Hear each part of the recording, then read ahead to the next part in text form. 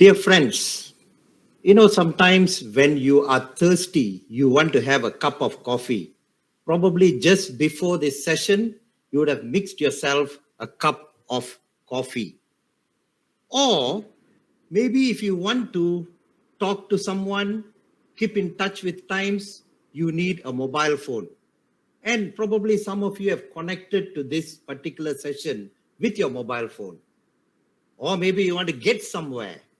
You will take your car, drive it, and go somewhere. And the list can go on. But very little do we realize that each one of these things has been supported to us and provided to us through nature. Yes, nature had a big role in giving us these facilities. Good evening, dear friends. I'm going to talk about managing natural capital today. What exactly is natural capital? Why is it important for us to manage it? And how could we manage it? That will be the heart of my presentation. First of all, what exactly is natural capital?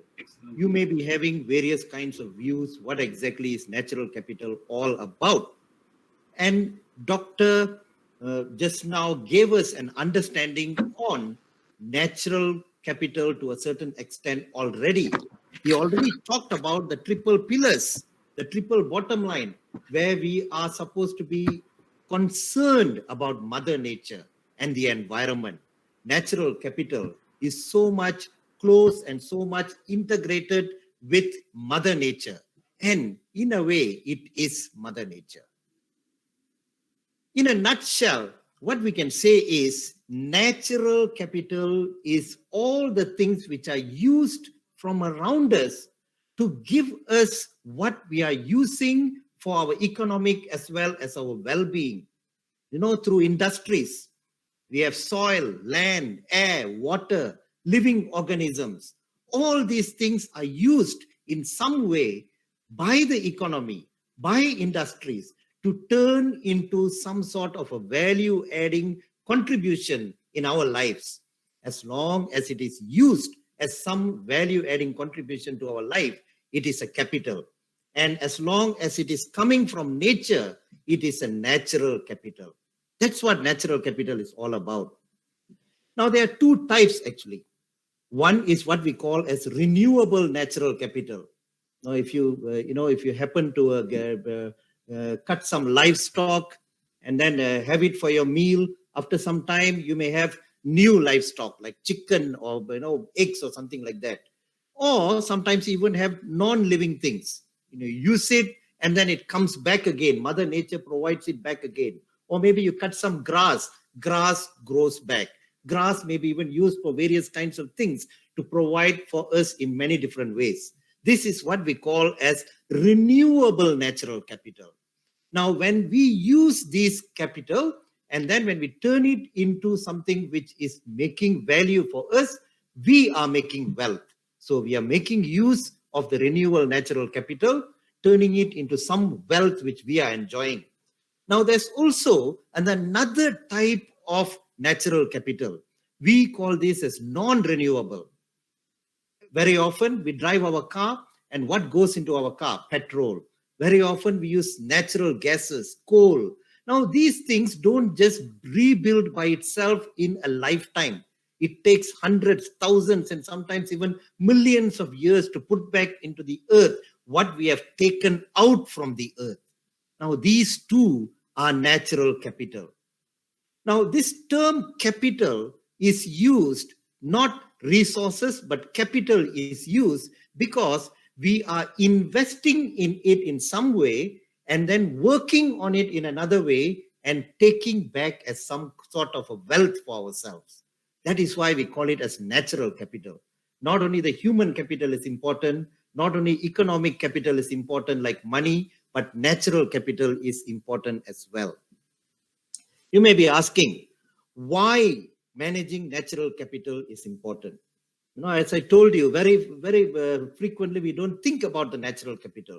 We only think about the economic capital, which we are all the while used to thinking about in business or even in life or even in our day-to-day activity. I want you to just take a look at this picture behind this title. This is a very, striking picture where nature seems to be formed in the form of two lungs. Nature seems to be formed in the form of lungs. And half of that lungs is already eaten up. Eaten up by what? Eaten up by progress by man. Man has thought of cutting off these trees, putting something there, probably having some sort of an industry over there. We do not know what is the purpose. So when we start crouching into this natural capital without care, we are slowly eating into the lungs, which is actually giving life to us in the future. That is why it is important for us to manage natural capital. There are also other reasons to it. Now let's just take a look at some of those other reasons why we need to manage natural capital.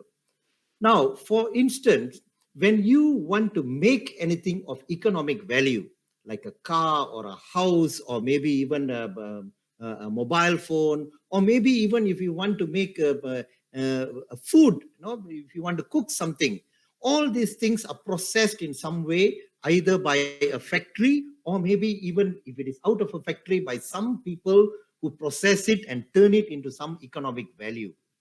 But then a big portion of what we put into these resources come from nature itself. Now, that is why it is very important for us to make sure that we manage this natural capital well. See, the triple bottom line, they say people, profit, as well as we are talking about society. Okay.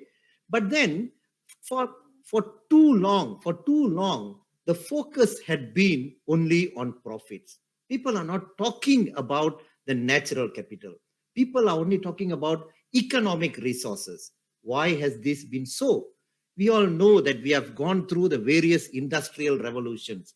Industrial Revolution 1, Industrial Revolution 2, Industrial Revolution 3, and now we are into the Industrial Revolution 4.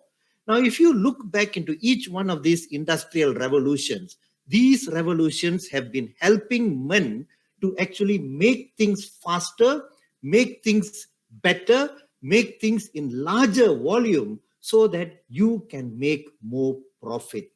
So all the four industrial revolutions had been looking very closely on one element of this three platform. That is the economic resource. Profit, profit, profit, profit, profit, profit. Now, when we take away the equation of natural capital from profit, we wonder whether this profit is real or not real. Now, have we accounted for this natural capital? Have we accounted for how much do we need to pay to Mother Earth in order to take out natural oil or gas or trees or whatever it is? When we have not taken into account, something is going out in our equation into profits.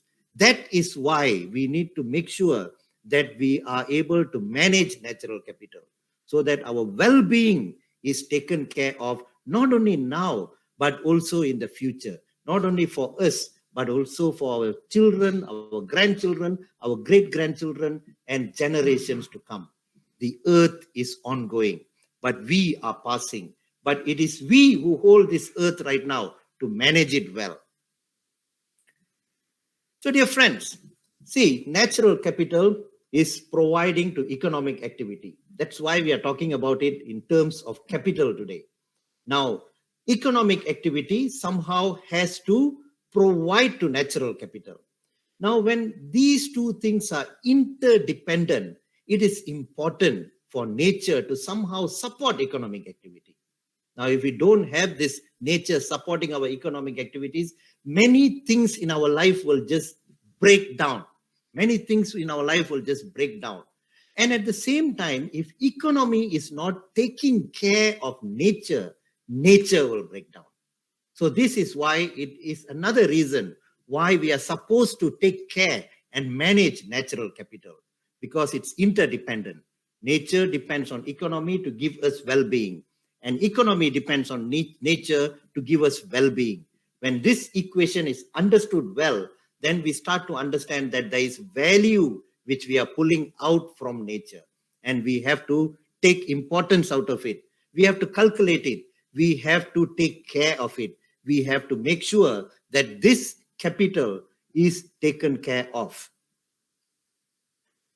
See, there is this thing called Earth Overshoot Day. Okay, the Earth Overshoot Day. Now, the Global Footprint Network came out with this metric and they started measuring it some time back. Now, what does this mean? This simply means, okay, they are coming at a certain metric by trying to measure and see how much of natural resources like land, water, ecosystem, or whatever it is that we take from Mother Nature, we are using for our economic purposes. Okay, so if we measure it, okay, so they said that there is one metric we could look at. Now we are one Earth, maybe about 7.5 to 8 billion people living on this Earth. Now for these 7.5 to 8 billion people living on this Earth, how much of the natural resources should we be using? Okay, so that's what they called as we should be using less than what is available in one Earth. Okay, we cannot be using the entire Earth's natural resources just for these 7.5 to 8 billion people to live.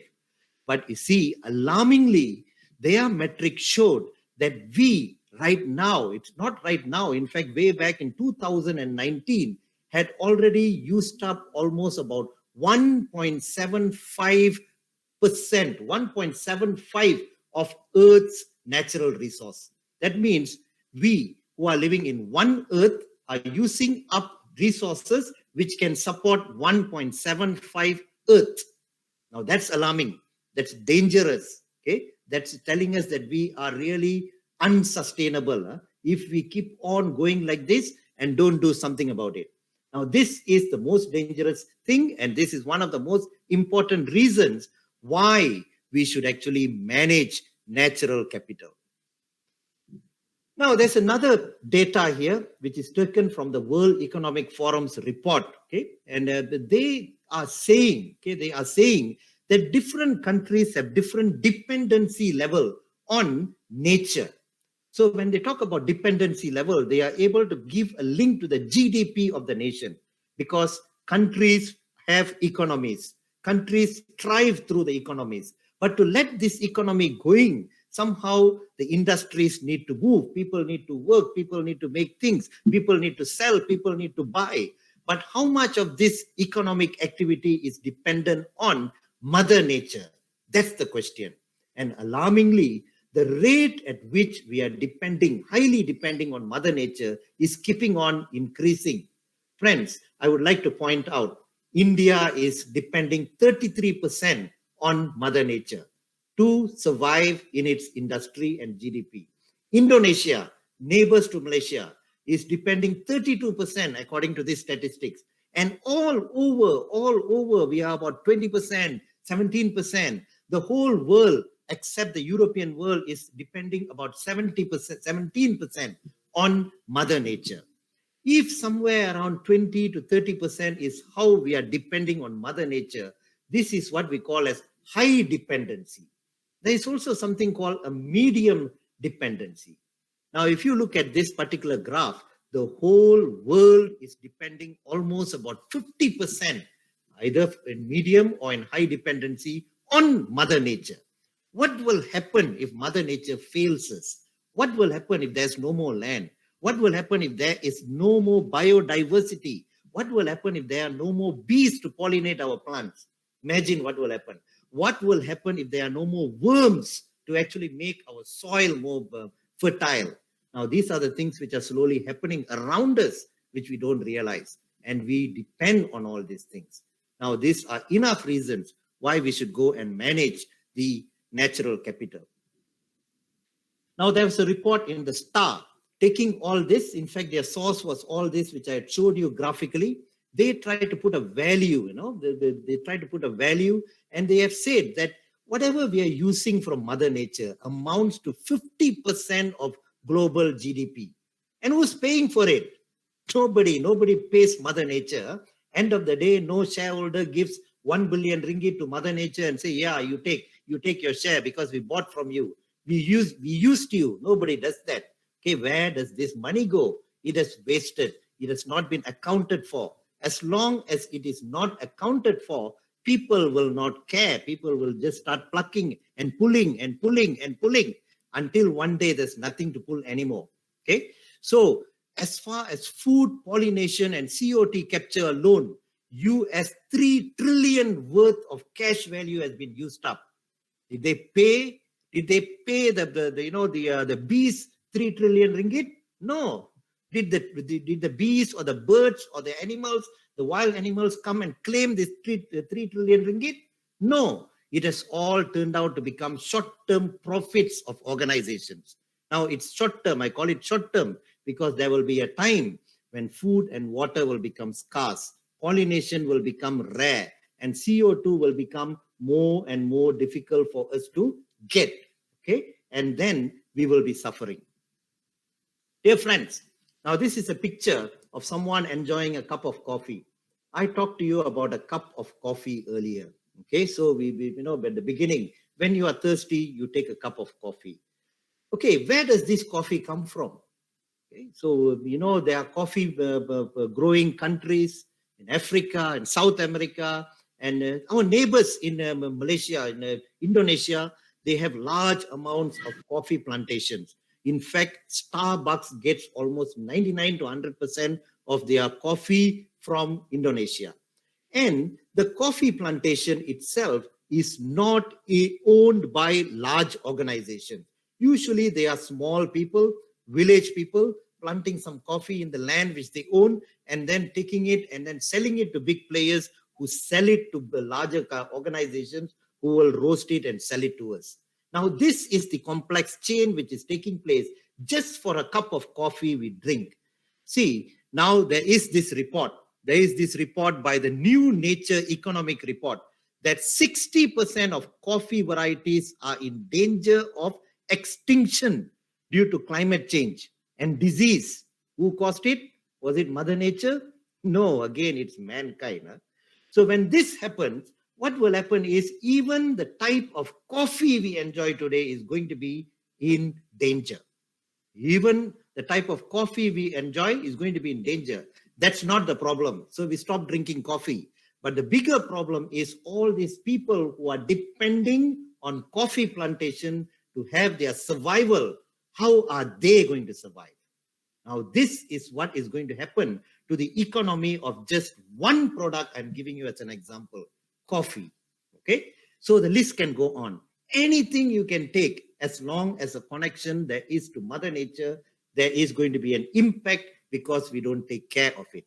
Okay, so what should we be doing? Okay, what can we do? This thing, what can we do, can go on for a day. We could talk for a day, and we can hypothesize what is happening and what should we be doing and so on.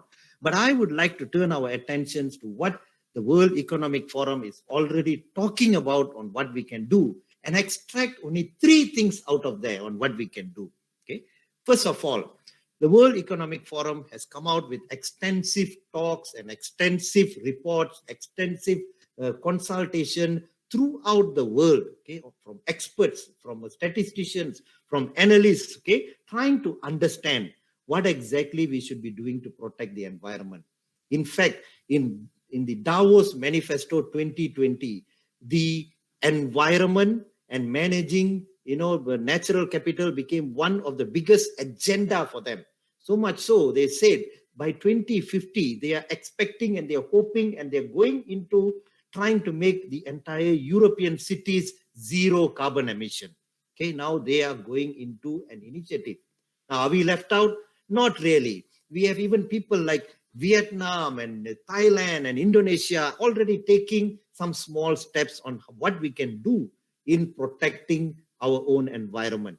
Okay, so now this report, The Future of Nature and Business, which was done by the World Economic Forum, okay, through the help of many experts, okay, they put together and they divided this entire natural capital into 3 different areas. They say we can divide it into 3 big groups. One is food, land, and ocean use. Okay, so food, land, and ocean use is one big area of natural capital. The other, they said, is infrastructure and the built environment. Our cities are becoming bigger and bigger and bigger and bigger and bigger. Okay, and all the infrastructure is getting faster and faster and more complex. Okay, we want to get from one place to another faster. I remember, I remember the days when I used to always go to Thailand to do business, sitting beside the Chao Phraya River and enjoying the sight of logging, which just comes through the river, and it takes probably a month all the way from Chiang Mai to reach Bangkok and then go on to the ships. But if you go today, you don't see just logs a little bit coming. You see the entire river is filled with logs. And not only the river is filled with logs, you also see lorries taking logs from top to bottom. That's not only one country. You can see it in East Malaysia. You can see it everywhere, okay? Because we want to make our infrastructure big and we eat into nature. That's the second big portion they have said. And the third one they have said is energy. Energy. There's so much of energy we consume. Electricity, water, whatever kind of energy there is, we consume and consume and consume, and we wonder whether there will be any energy left or not. Okay, so now they have identified many areas or many actions which we can look into in each one of these categories. In food, land, and ocean use itself, there's 1, 2, 3, 4, 5, 6 areas they are suggesting we should look into. In infrastructure, they're suggesting 1, 2, 3, 4, 5, 6 again. And then in energy, they are talking about 1, 2, 3, 4 areas for us to look into. And many initiatives have been taken. I'm just plucking 3. As far as food, land, and ocean use. Now, I'm taking this particular area which they are talking about because I think that this is one thing which any country, any group, or even any individual can have a control on. The most controllable item. Okay, planet compatible consumption. Now, what do they mean by planet compatible consumption? Basically, they are talking about moderate consumption of anything and everything, from food to house to clothes to whatever you buy. You need to be moderate, because for every shoe you buy, some animal has to be cut and its skin taken out. For every house you buy, some hill has to be cut down and it is to be turned into some kind of a stone or a brick or a cement or something like that. So the more the man learns to control his spending, the more man learns to control his consumption, the better we will be able to manage food, land, and ocean use. This is within our control. But the question is, do we want to control? Do we want to control? That's the first thing I would urge you all to think about. The second thing is nature positive built environment. Okay, what do we mean by nature positive built environment? How do we build our homes? How do we build our buildings? How do we build anything at all? How do we build our cars? Okay? How do we travel from one place to another? Now, all these are talking about infrastructures. The moment when we think that whatever we build, whether it's a house or a boat or whatever it is, it has to be environmental friendly. We are supporting this infrastructure thing. Okay? I went to Japan just before the COVID-19 break, and I visited one factory in Nagoya city. Okay, the Toyota city in Nagoya. Okay, there I went to the factory, which is a Toyota plant, where I saw the world's most advanced eco-friendly factory. The world's most advanced at that time. Now I do not know. Maybe some other factory has come in. So I was very happy looking at people who are industrialists who had been thinking about nature positive built environment. Let's look at even our house. What have we built around our house? How do we make our house? Okay, so do we put everywhere electric bulbs, or can we bring natural light into it? Nature positive built environment. Now the third one, energy and extractives. Okay, so there's one thing which we can think about very clearly is circular and resource efficient models. Our schools, our government bodies, our NGOs, our companies, private sectors. When we want to talk about innovation, when we want to talk about R&D, do we take into consideration time spent, time learned into creating circular and resource efficient models on whatever that we do? Okay? We keep on advancing in technologies, but we think very less about how we can make use of technology to create circular and resource efficient models of whatever energy that we want to use.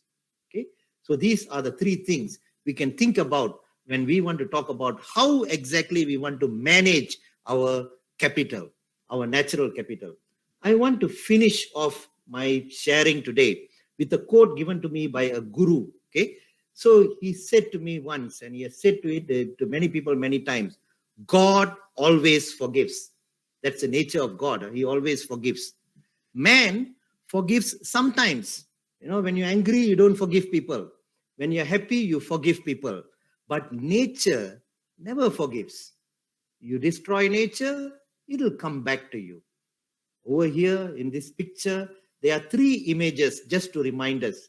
Right in the center is Chernobyl. We never thought how to make use of energy, nuclear energy. Chernobyl, what has happened. Over the right is tsunamis. Some experts are saying that we are extracting oil so much and not filling in the gaps where we have extracted oils, so much so that it is affecting the tectonic plate and causing more and more earthquakes and tsunamis around the globe. To what extent this is scientific, I'm not the expert to say, but it is happening. It is really happening. And over there, you have a polar bear dying because of heat near the North Pole. Imagine, polar bear dying because of heat near the North Pole. Now, nature doesn't forgive. It's about time that we take care of nature. We manage the natural capital that is around us. Thank you, friends.